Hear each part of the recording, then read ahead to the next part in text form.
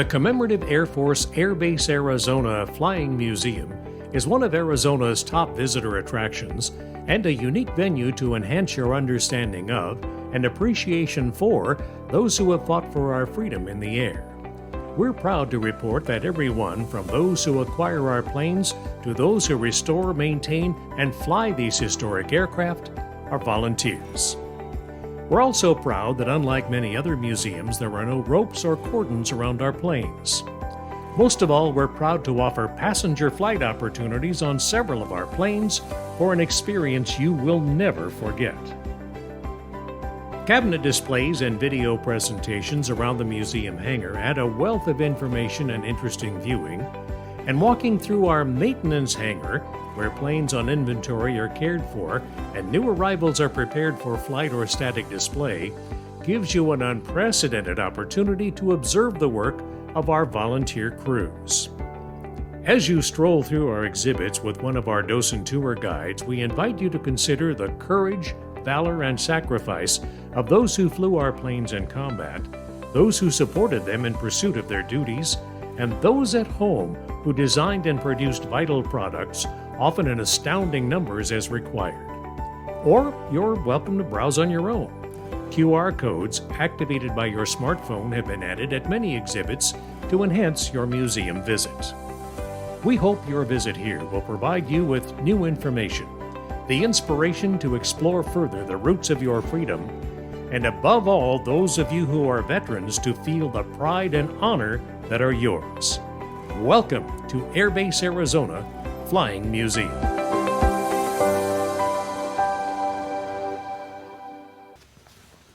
This is our newest exhibit. This is one that was done by a local Eagle Scout as his scout project. It's a model of the Wright brothers wind tunnel. In 1902, the year before they flew Kitty Hawk, the question still was, how do you make an airplane fly? Got to have a wing that will be able to do that. So using a fan and some old bicycle parts in their bicycle shop in Dayton, they came up with the ultimate way to test it to see actually what would lift the wing. The shape of that wing actually provides the lift to be able to do it. Not only did they do that, their calculations were so precise and so well documented that they were able to take that information and take it straight to manufacturing, and the wings of most airplanes ever since, at least straight-winged aircraft, are modeled after that. Our general flow is we start with World War I, which most people know very little about. This is a World War I aircraft that was actually a French fighter plane, but we had no planes of our own. In fact, we weren't prepared to get into World War I, had no interest in it, until something called the Zimmerman telegram.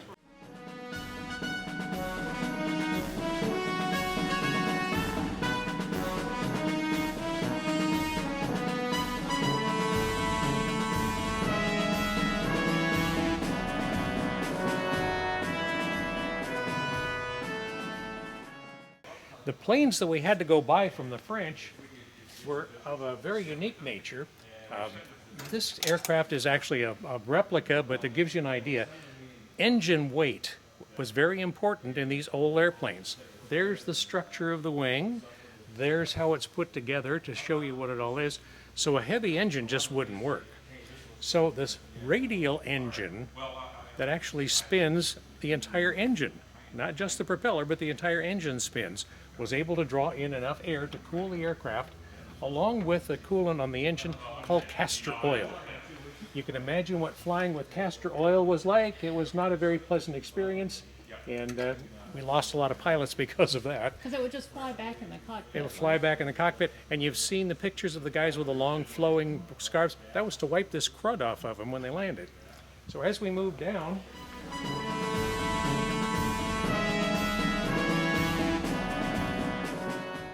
this one is another replica of the kind of plane that the Red Baron flew, Baron von Richthofen. It's a very unique model of it because the axe handle struts, they didn't use axe handles, they actually had struts on them, nor did they have the wooden support on the wings. It was all done by wires. But it gives you an idea of what his aircraft looked like when he was the top flyer.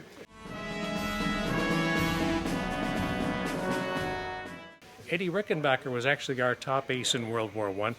Would have had a whole lot more kills than Rickenbacker, except the war ended.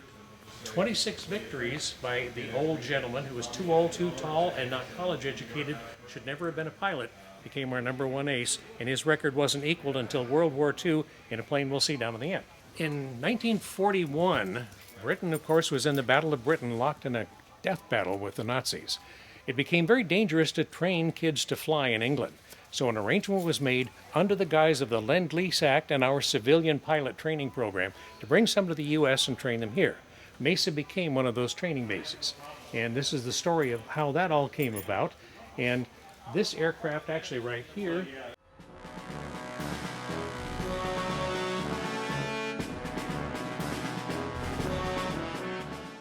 "23 kids were lost in training while they were here in Mesa, and his remains are in Mesa Cemetery, along with 22 others, and we have a service for them out there every year. The Queen always sends a representative. It's quite an important event for us."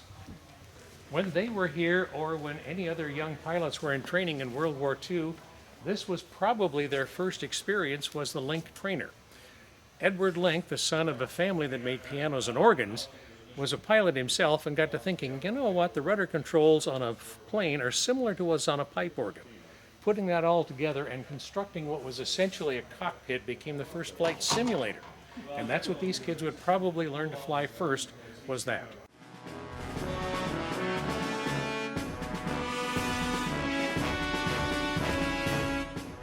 Two years ago, we were very fortunate to be one of the organizations around the country to achieve a piece of the USS Arizona. As far as we know, this is a piece of the bulkhead or wall from the front section of the #2 turret gun. That's where the huge explosion that took the ship down took place. This is what we call our sacred steel, and we are so very, very proud to have that and the story around it. And 17 Arizona kids were still, as far as we know, still in the ship in Pearl Harbor.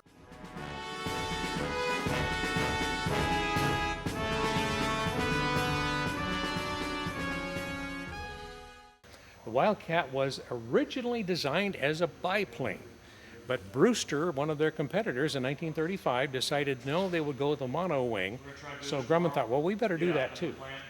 The plane turned out to be such a tough little fighter that against the Japanese Zero, it was no match whatsoever, until our pilots, who, by the way, had never been in combat against the most skilled pilots in the world, figured out how to beat them. And the Wildcat served all the way through World War II. Still today, this one and the others like it have a folding wing mechanism that could be installed, but the pilots objected, said it made it too heavy. So today you still crank those wings up by hand, and when the pilot takes off, 29 turns to bring up his landing gear. This is going to be one of our newest exhibits. It's a United States Army drone that went into service in the 1980s. Once we get this all put together, probably it will sit on the floor until we figure out whether we can hang it from the ceiling or not, because when it's assembled, the wingspan is 35 feet.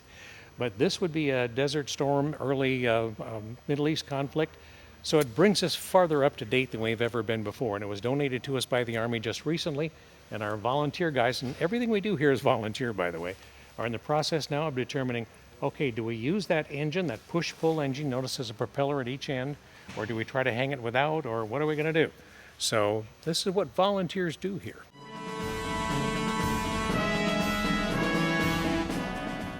Forward air control, observation, that sort of thing, done by small airplanes like this one. This is a 1943 Taylorcraft. There's actually a sort of a family of these called Grasshoppers. Cessna made some, a few others. What their job was to fly out over enemy territory, spot the bad guys, plot where they were, take pictures, supply the kind of information the forward guys needed.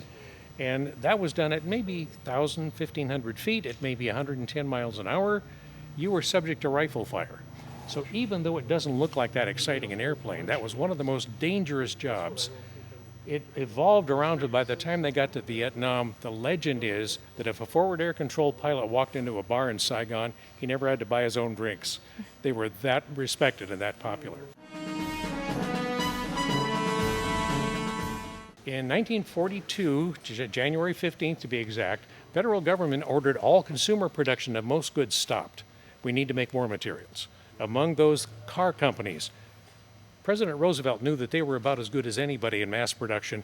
You guys better start figuring out what you can build. General Motors decided, well, maybe we can help build airplanes.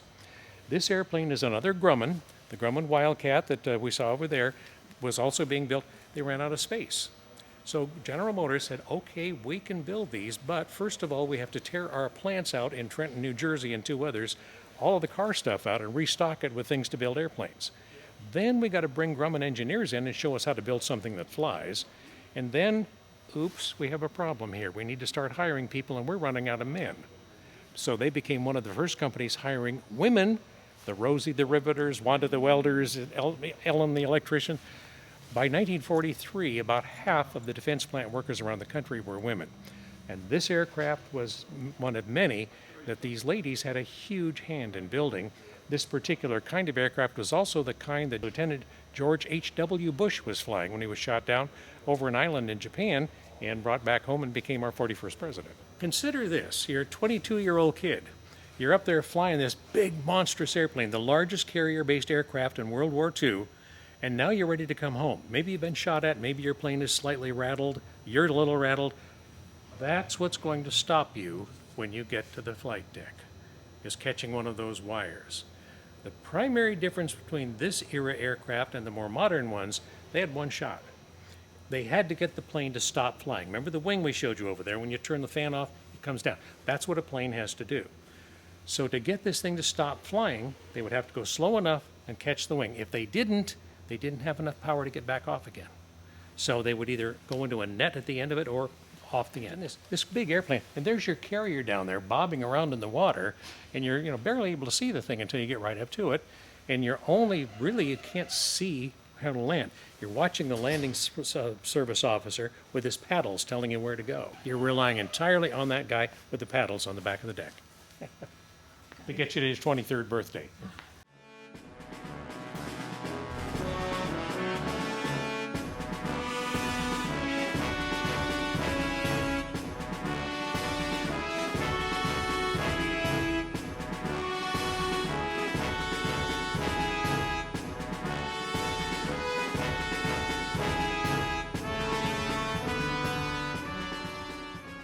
This normally had a crew of 3, the pilot, the gunner up on the top, and this fellow down here was the radio operator, navigator, bomb loader. He did a whole bunch of things.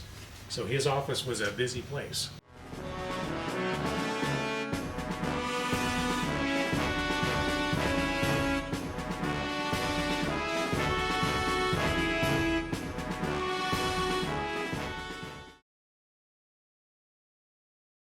Now, one of the most courageous efforts ever made in World War II was the Doolittle Raid, and this is the story of the Doolittle Raid. And probably the most interesting part of the story is those planes had to be stripped of everything that had any weight to it to get them flying as far as they could. One of the things they couldn't take was their bombsight. The Norden bombsight weighed about 40 pounds. So how do you sight your bombs if that's all been taken away? They made their own. Essentially using British technology, that's a protractor with a slide on it, and if you know the angle of descent of your bomb, you figure that by sticking it on the console of the airplane and tilting it down, and that's how you release your bombs. The Norden bombsight was worth about $7,000 a copy. In 1942 they made these for 10 cents a piece.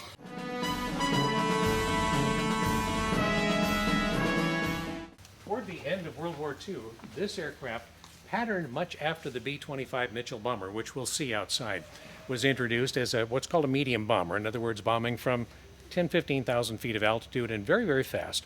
The pilots were so impressed with this that, once we got the bombs out of this thing, it flies like a fighter plane. Very fast airplane. But it came out right toward the end of World War II. So, okay, what are we going to do with a propeller plane? Because by the time we get to Korea, we're already into jets.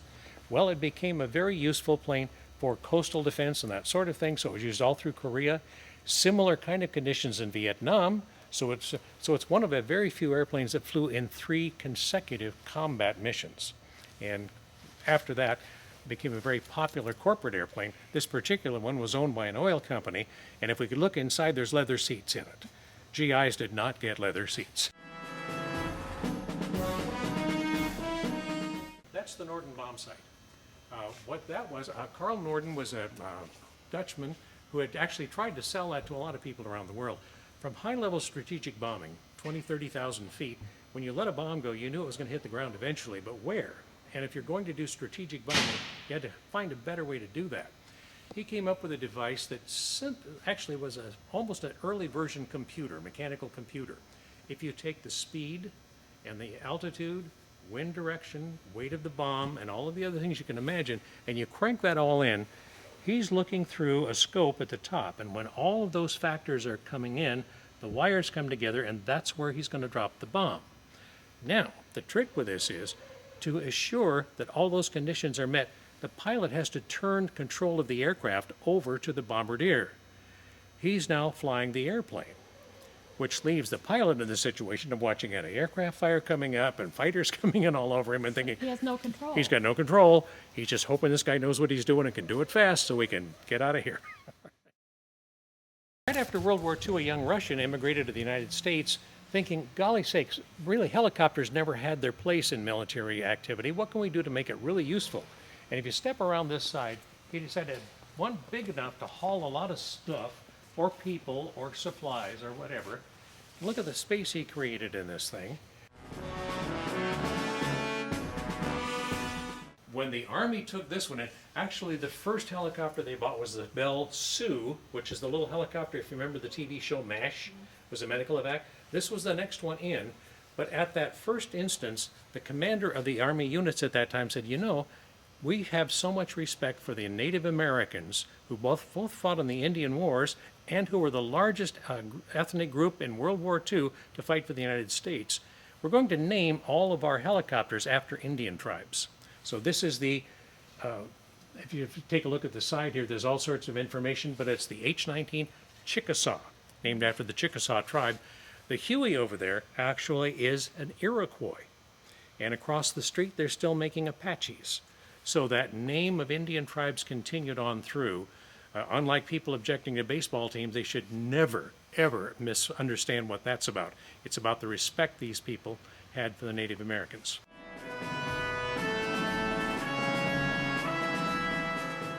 The Korean War actually was primarily jets, and this was the world's first swept-wing, all-metal-bodied jet fighter plane ever produced. It was produced by the Russians, Mikoyan-Gurevich, but it was actually designed by a German engineer.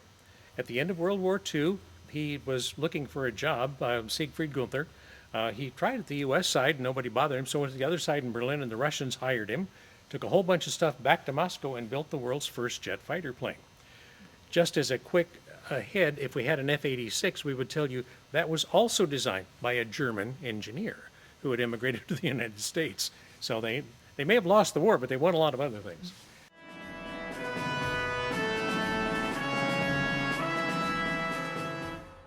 As you go back this way, there's a couple of things back in the back that are really interesting.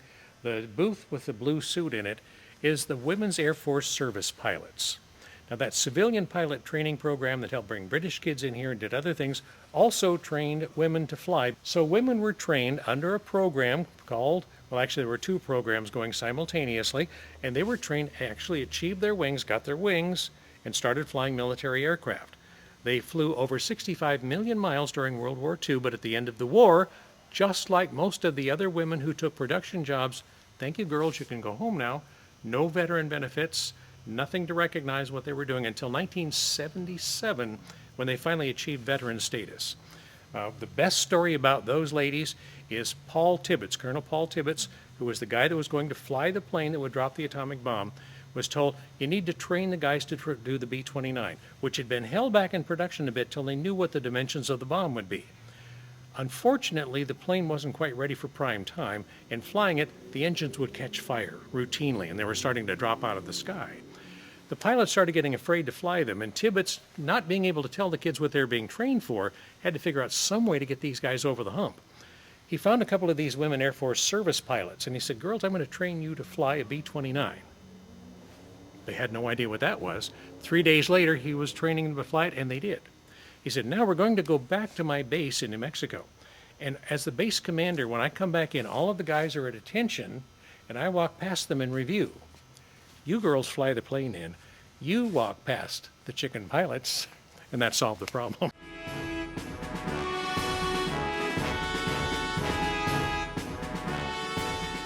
And that's the MiG-21, which was flying against our aircraft in Vietnam.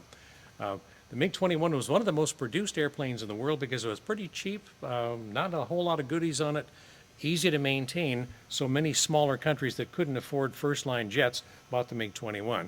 And the story on the board on next to this one, a guy who actually flew that for the Romanian Air Force, I believe, came in one day and said, "That was my plane." And his story is actually on the wall over there.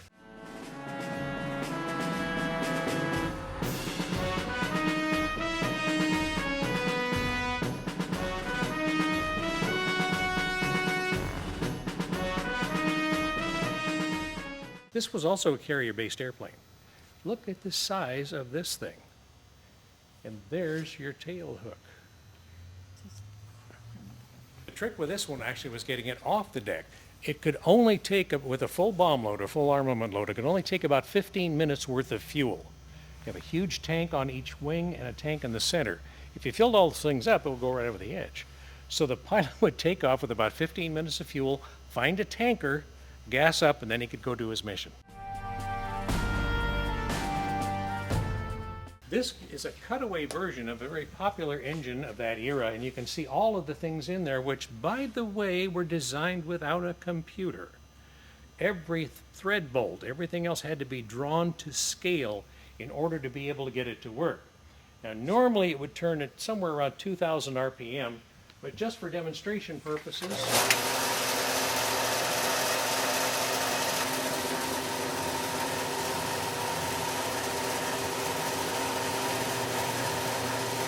again, imagine that going at 2,000 RPM.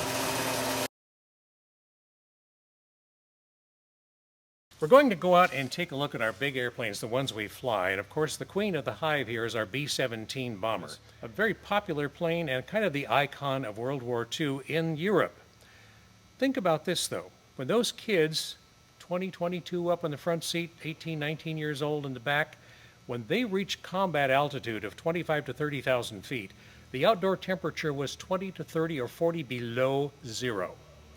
So when the kids got in the plane, they would have to put on essentially an electric blanket that would be hooked up to a rheostat inside the aircraft, cover that with a leather, sheepskin lined leather, put their flak jacket on over that, and then the flak vest on top of that.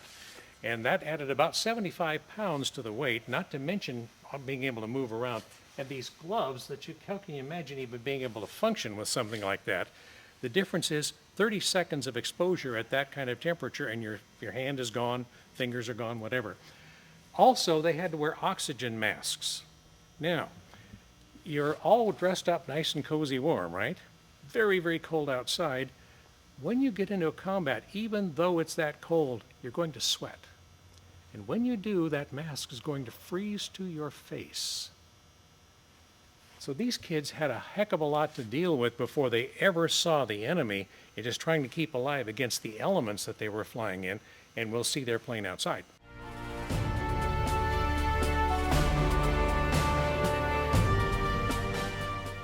Okay, the unit here was started back in 1977, and what the idea was, well, we'll see if we can build something that will eventually be a museum. And one of the members at that time donated a B-17. An incredible gift that actually launched things. It had been a spray plane, a water spray plane for forest fires for about 15, 20 years. Had been down at Tucson, been in the boneyard down there, so when we got it, it wasn't in great shape. Volunteers began the process of taking this plane apart from the inside, getting all the bad things out of it, polishing up the front and everything, but we had no hangar in those days. So all of the work on this airplane to restore it back to any kind of use was done outside in Arizona sunshine. When you talk about volunteers being dedicated, that's about as dedicated as you can get. So that started us off, and once we had this, other donations started coming our way, and things started to happen, and today here we are with the 6 flying airplanes and about 15 total airplanes, and very, very proud to have the whole thing. But again, every step of the way, volunteers. This one again now was made outside, all the work done. Made in the Shade is the name of our B-25 bomber that's outside. And actually this was one of the members at that time who had Corsican relatives, and she posed for the picture for the nose art. But the reason she's called Maid in the Shade was by the time we acquired this, we had a hangar. So she was made in the shade. Okay, getting back to our B-17, want to guess roughly how many rivets there are in a B-17 bomber? Boeing said about 384,000, depending on the model, right? So a lot of these, again, done by the Rosies, done by the women. This aircraft initially had just a sliding door where those guns are. Remember, you're at 30,000 feet, it's 30 below zero, you open the door to do your fighting. Eventually the plexiglass was put in, but still, when you open the bomb bay doors, everybody in the plane got that blast of frigid air crushing through them while they're trying to defend themselves against the bombers. Oh, yeah. Now, the ball turret gunner was the guy that occupied that little bubble that's underneath the aircraft. So to get into that, he was literally, his knees were at his shoulders, and he was just able to get his feet up to be able to turn the thing and be able to do the fighting. Now, he didn't actually get into it until they got over the channel or closer into combat, but he might be in that for 3-4 hours. Again now, with just his suit to protect him, there he is in 35, 40 below zero weather out there doing that kind of fighting. And the good side of it was one of the safest spots on the plane. It was very hard to hit from enemy attackers, usually coming from above or from the front or back, so he was fairly safe down there.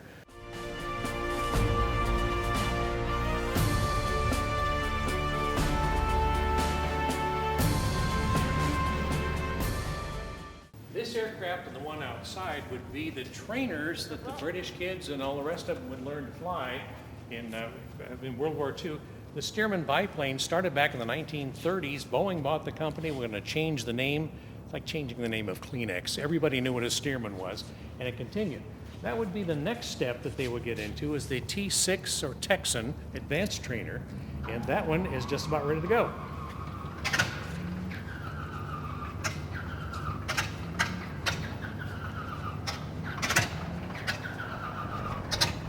Sometimes getting these started is difficult if they've been sitting for a long time or they've been working on them. It takes a little while for those radial engines to get everything working like an old car. Yep. And they can be a little tricky. I did like 5 first time.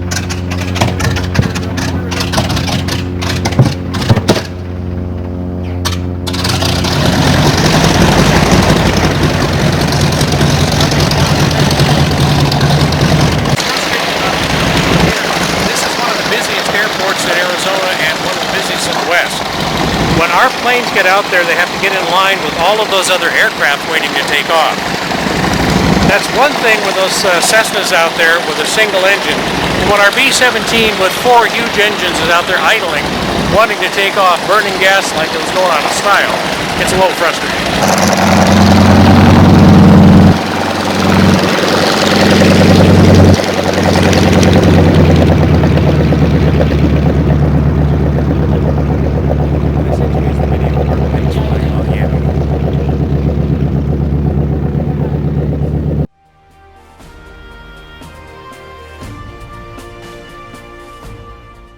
Remember the Mitchell bomber we were talking about, the B-25? That's what that is. Named after Billy Mitchell, a World War I commander of our air service. Mitchell has a lot of amazing stories, but he continually ramped about the fact that airplanes would be the weapon of the future, eventually getting him court-martialed.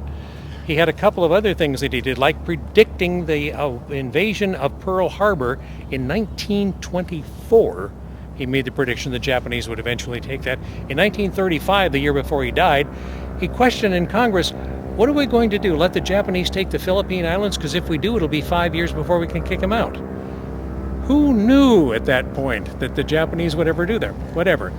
After he passed away, all of his predictions came true. The airplane indeed stepped up to the job he expected, and it's the only military aircraft in the United States named after a person. Now you notice the bomb bay doors on this one and the B-17 have names on them, and those are names of guys who actually flew those planes in combat, and we do have the name of one of the Doolittle Raiders who actually saw the plane, signed his name on it. Actually an amazing aircraft because unlike in the Pacific, in Europe we're flying high altitude over big targets. In the Pacific we're trying to get ships, we're trying to do shore activities. You couldn't do that with a B-17. These could fly like a fighter plane. Come right down and drop a torpedo right down the front of a ship. You go into a straight jungle. You could put as many as 19 machine guns on this.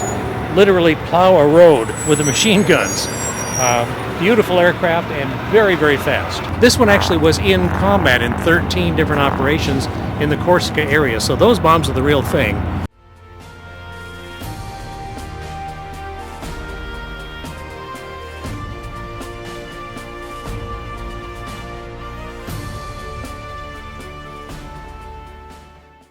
The C-47 was General Eisenhower identified three of the most important machines of World War II as the Jeep, which we have inside, the bazooka, and the C-47.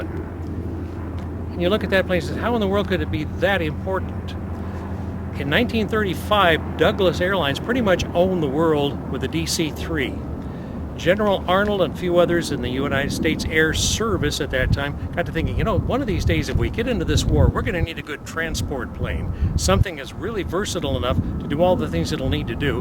And they decided the DC-3 would be the way to go, and it became the C-47. What this aircraft did all through that war, the next two wars, was everything you could ask an airplane to do. It became the primary parachute drop aircraft. It towed gliders that were dropped on enemy areas. It was a medical evacuation, all sorts of things.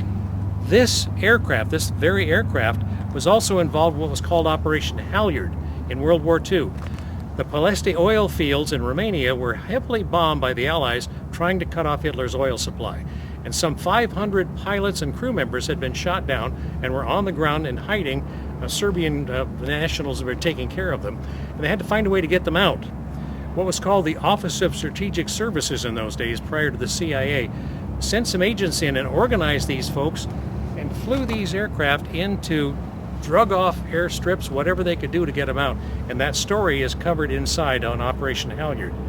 This plane has more combat service record time than all of the rest of our planes combined.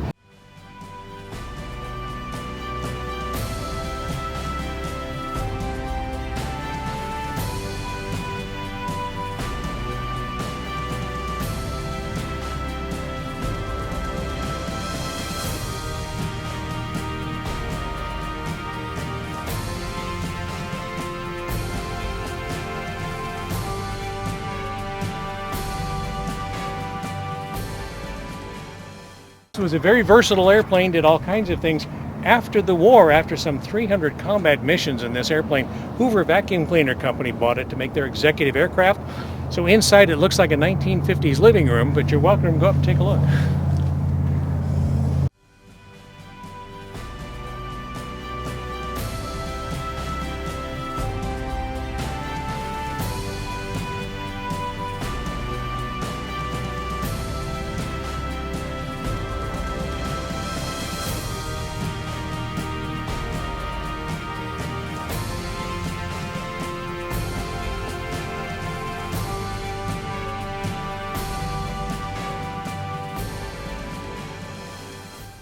Because it originally was a passenger airplane, we are allowed to fly it at night.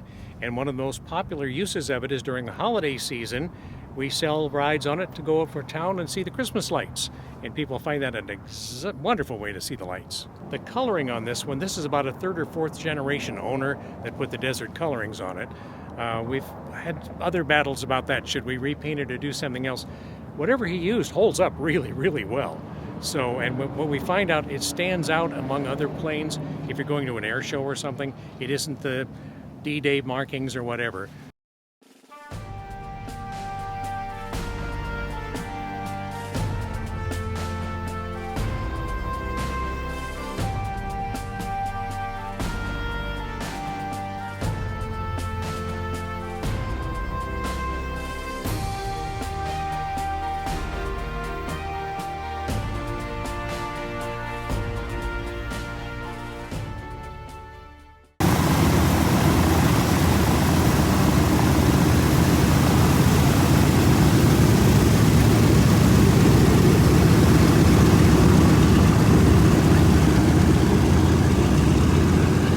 When we got the plane, a radio station in Mesa decided it needed a name and needed to have nose art.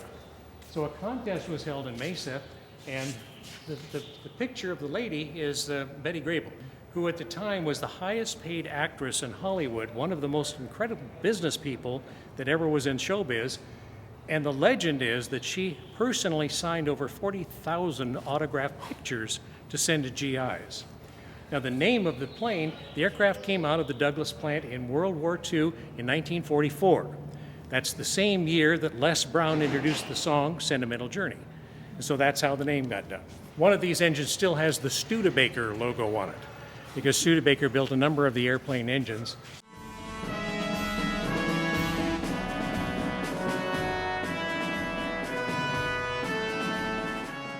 All right, so where you are now is in the waist gun position, and this is where these two kids would be back here doing their darndest to try to keep German airplanes away from the plane.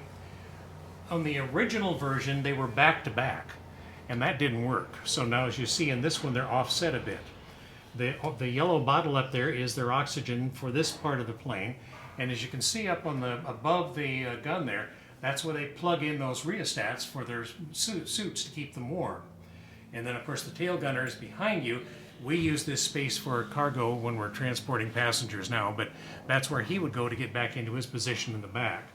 And then there's the belly gunner, and he would enter the belly gun from in here and then turn him around and in that pretzel position that he'd be in, and that's where he'd do his fighting. Yeah, right now it's on the it's outside so that you could see into it, but when the plane is flying, we turn it all the way around.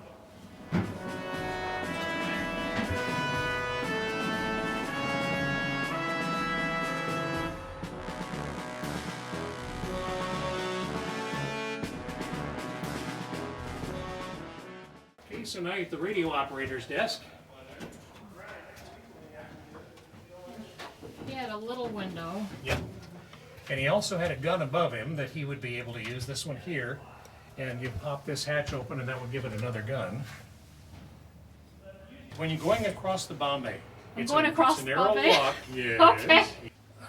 What safety information you can give me? Let me just take a look Okay, at it. sure. There's something there that doesn't belong. Now, it seems a little bit tricky, but believe me, you could drive a truck across that, Yeah. and you'd never worry about falling out. As you go by, you can see where the bombs are stacked up there. Oh my gosh.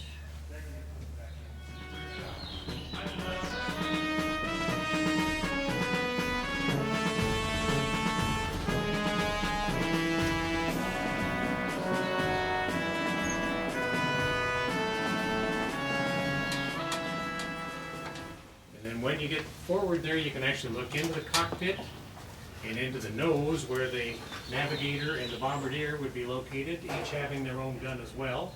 And the pilot and the co-pilot and the flight engineer. Okay, I've got the pilot and co-pilot, so the bombardier is going to be... He's down in the nose. I don't think you can see it from there. If you want to go further forward, you can, but by now you're on your hands and knees. So if you look down, you can see where the no entrance sign, that's where there it is.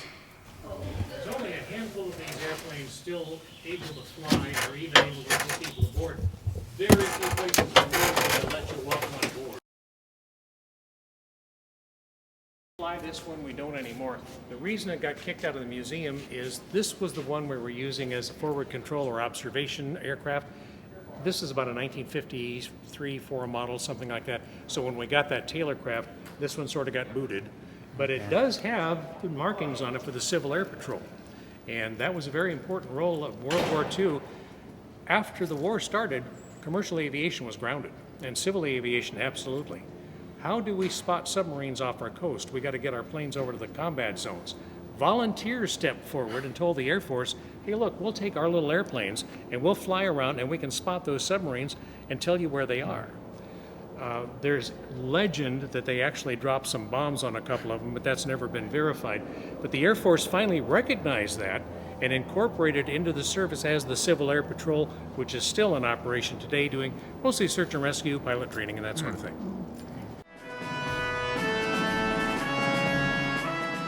It looked very much like what pilots would have found, with one notable exception. They didn't get padded chairs. But for our guests, this is a place they can come in and sit and enjoy the videos. We run videos all day about our planes and that sort of thing. Well, it's a nice place to come and rest a bit. In the wintertime, it's the warmest room in in the place. And we do have meetings in here, and every other Saturday we have speaker presentations. The next one coming up is crash sites in Europe. But all sorts of stories, either presented by people with personal knowledge or by guys like me who have put together programs we present to folks. And these events are on your website. Yep. And then is there any special requirement to sign up for, to come to listen to a talk? No, they're absolutely free. Yeah. Once in a great while, we might have an admission-only thing, but that's extremely rare. Most of the time, this is a comfort spot for people to watch the videos while they rest, or for that hour on Saturdays to hear a speaker. The primary sources of income we have for this organization are three. One, membership. It's $200 a year to belong to the the major organization, and $50 to belong here. So the Commemorative Air Force members are a pile of money. This organization particularly operates on two major sources. One is the admissions and gift shop revenues, and the other is on our airplanes, either the revenue rides or in the summer, primarily our B-17 and B-25 go to air shows and fairs all over the country. This year, if I remember, they're all west of the Mississippi, sometimes east, and sometimes up into Canada, but we've been stopped on that. But that's our primary sources of income. Once in a while, we'll get a bequest or we'll get a small gift of some kind, but no tax support, no military support, no company support. We pretty much pay our own way. And that has been a challenge for us, like any other nonprofit during the pandemic years, of not only losing some of our member support, or losing the members, God love them, but dropping off the admissions, dropping off the rides, not being able to go on summer tours. One of our major income things has been a hangar dance, where we clear the hangar out, take all the planes out and have a 1940s dance. We've lost that now 3 years in a row. So we're very, very dependent on people who really want to come see what we got and pay the admission to do it. I don't know how many places in the country you can actually get as close to these airplanes as we do here, let alone climb in like we just did the other two, or to buy a ride on one. And we're very, very unique in that. A few places do have them, and I honestly don't know off the top of my head how many, not just in the Commemorative Air Force, but others as well. There's a unit down the road here that they will sell occasionally. They've got a couple of trainers that they'll take a ride on. But as a regular revenue source, we're quite unique in that. Again, owing it completely to our maintenance staff, the volunteer guys who do this. And just like during the war, the pilot isn't the most important guy. The crew chief is. The crew chief decides when the plane flies, will it fly, how far, when. And so those guys, those volunteer guys who we're losing, they're aging out, unfortunately. We're going to see some time in the future where young people who have the time and the skills to be able to continue that maintenance work are going to be harder and harder to find. FAA comes in and inspects these planes, white gloves them right down to the bin. Because they were not passenger planes and because they are old aircraft, they have to meet higher standards than your typical commercial plane. So when our guys are doing the work out here, they're doing it up to meeting that standard so we can take passengers on revenue rides. And in fact, so we can even fly them over town.